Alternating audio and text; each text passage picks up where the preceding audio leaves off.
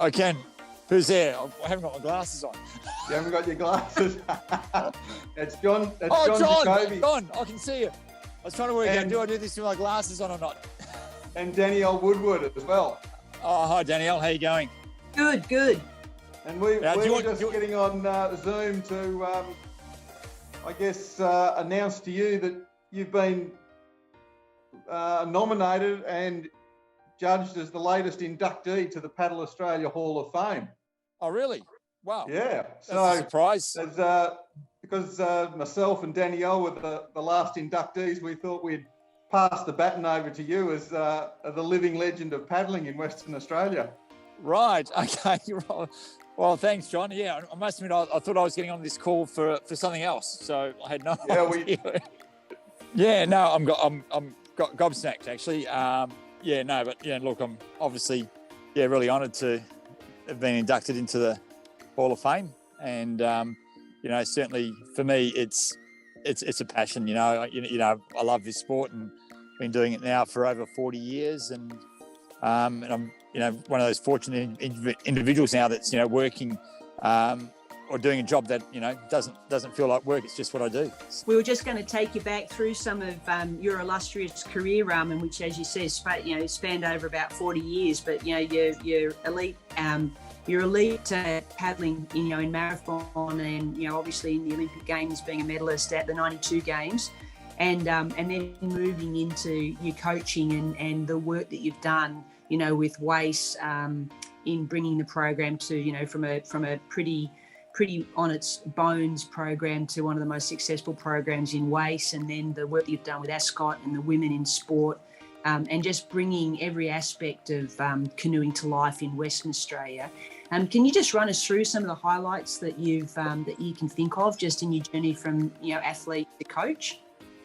Yeah, well, I think, and certainly, I mentioned there sort of those early years, sort of going away in the marathon team and doing some of those events, Marathon Worlds, and some of the big races like the lift descent, the cellar descent, events like that was certainly, gave me a good grounding because, I always was in my mind a sprint paddler, and it was just, I sort of made that national team in sprints, a little bit unorthodoxly, in an unorthodox manner by, using the marathon sort of pathway to get that international experience initially, and that was great. And then obviously, those years spent up at the AIS from 89 to 92, which sort of culminated with us getting that bronze medal there in Barcelona, along, at the same time, obviously, that you won your silver medal, and then Clint Robinson had that, that memorable race where he won that sort of gold medal. Four boats fighting it out over the last 150 metres, and Clint came out ahead. So, and that was certainly a highlight. And then, I was fortunate enough to get a second Olympic Games under my belt in Atlanta, and then, carried on sort of competing and training here in Perth, and then gradually sort of, then I was a national selector for a few years, and then obviously an opportunity came up to coach at WACE, and I must admit initially I was a little bit hesitant to take it up, just purely I'd sort of, thought I was done with living out of a suitcase for so many years, but sort of when the WACE put it to me, yes, the program was struggling, and that I could do it in a very part-time capacity,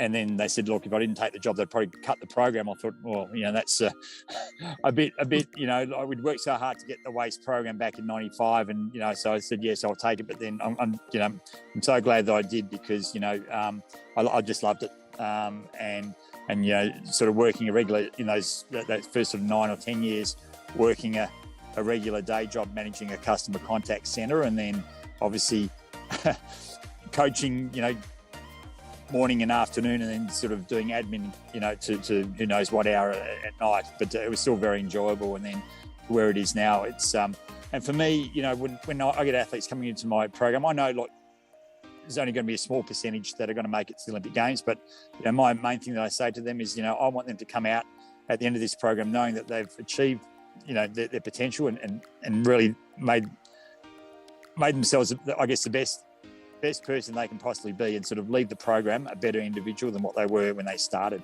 And that's sort of certainly been my ethos, right throughout my career, and just sort of creating that environment where people want to come to train, they want to get better, And for those that are talented enough and are in the capacity to work, yes, they will wind up maybe at Olympic Games or World Championships or something like that.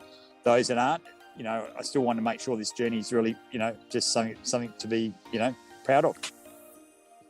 And that's just fantastic, Ramon. It just, I think, demonstrates the calibre of the person that you are and you've always been and you continue to be. And I think that it's, I know I'm really proud to be able to be part of the announcement for you coming into the Hall of Fame. You're the epitome of a role model. You're epitome of a coach.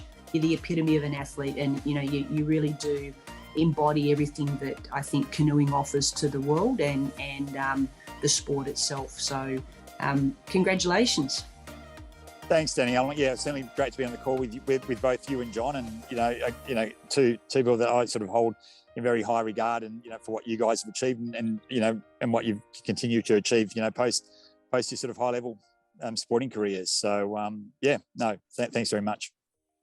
Yeah, congratulations, Ramon. A fantastic effort. I don't think there's a person in Western Australia, or certainly sporting Western Australia, that hasn't heard of you and know about you. You're a well-known and well-loved figure over there. So well done and very well deserved.